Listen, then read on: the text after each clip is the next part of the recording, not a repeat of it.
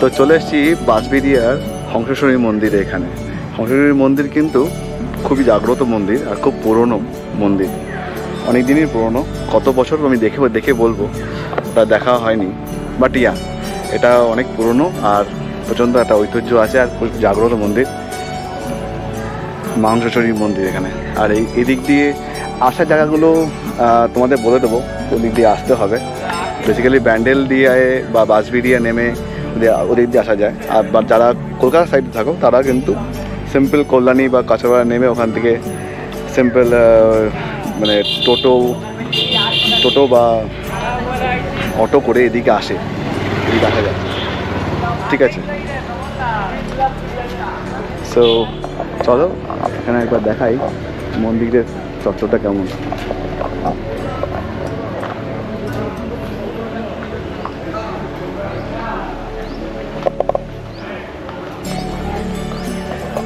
খুব পুরনো একটা রাজবাড়ি এখানে আছে একটা।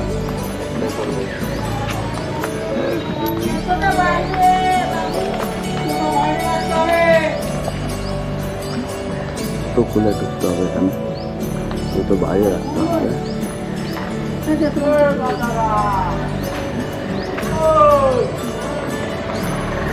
ছোটবেলা আসতাম এখানে, আর এটা হচ্ছে মন্দিরের সামনে।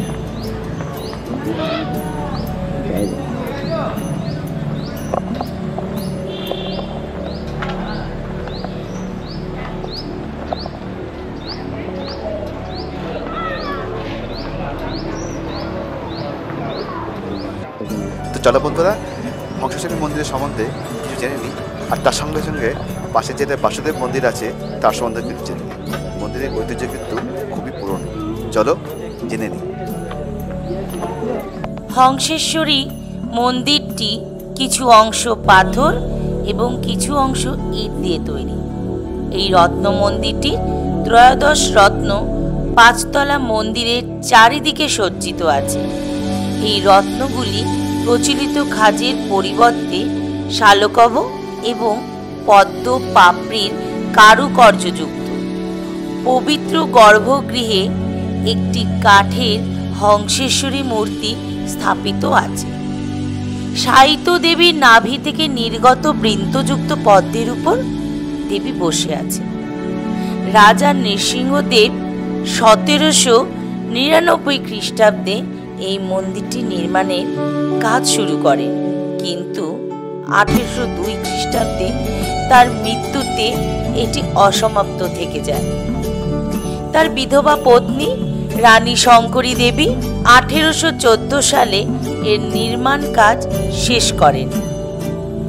বাসুদেব মন্দির হল সপ্তদশ খ্রিস্টাব্দের বাঁকুড়া জেলার বাইরে অবস্থিত একটি একরত্ন মন্দির।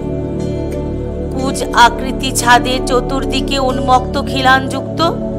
মন্দিরের পূর্ব এবং দক্ষিণে বহির্গর্ভ 3টি খিলানযুক্ত। এই দিকগুলি পোড়া মাটির ফলকে পরিপূর্ণ, যা পোড়ামাটির ভাস্কর্য ঐতিহ্যের সর্বোৎকৃষ্ট ব্যবহার।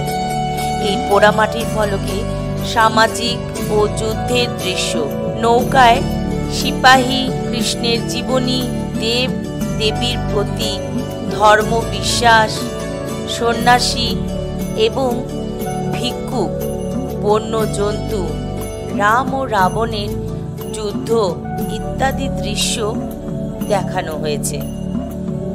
মন্দিরটি জমিদার রামেশ্বর দত্ত 1679 সালে নির্মাণ করেন। তো বন্ধুরা, এই ছিল মা হংসেশ্বরী মন্দিরের ইতিহাস। আর মন্দিরের সম্বন্ধে জানতে হলে মন্দিরে এখানে আসতেই হবে বাঁশবেড়িয়াতে। আর মায়ের পুজো কিন্তু বড় করে কালী পুজোর সময় হয়, আর মাকে কিন্তু প্রতিদিন ভোগ দেওয়া হয়, আর ভোগ কিন্তু তোমরা এখানে খেতেও পারো। তো মন্দিরটি সকাল 7টা থেকে 7:30 পর্যন্ত খোলা থাকে, সন্ধ্যাবেলা পর্যন্ত। আর চলো বাই বাই। কমেন্ট করে দিও, লাইক করে দিও যদি ভালো লাগে তো, আর কন্টেন্ট করে ভালো লাগলে সাবস্ক্রাইব করে দিও। Bye bye.